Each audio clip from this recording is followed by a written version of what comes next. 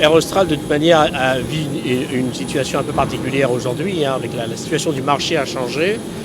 Clairement, la concurrence qui s'est installée avec donc l'arrivée de Corsair fait que, de toute manière, Air Austral a dû revoir ses plans et va revoir en fait sa capacité à la baisse. Donc il y avait évidemment de la place pour un transporteur.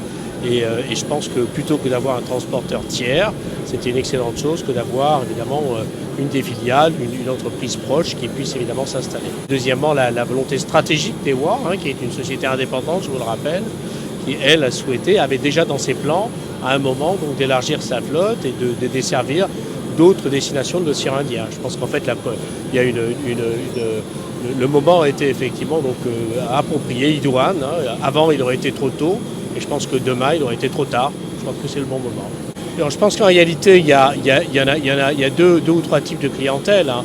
D'abord, il y a la clientèle, comme je vous ai dit, hein, la concurrence a fait que les compagnies ajustent leur capacité, et Air Austral en particulier, hein, parce qu'en fait, c'est pas évident de rester avec des tarifs qui ont quand même baissé assez fortement ces derniers temps.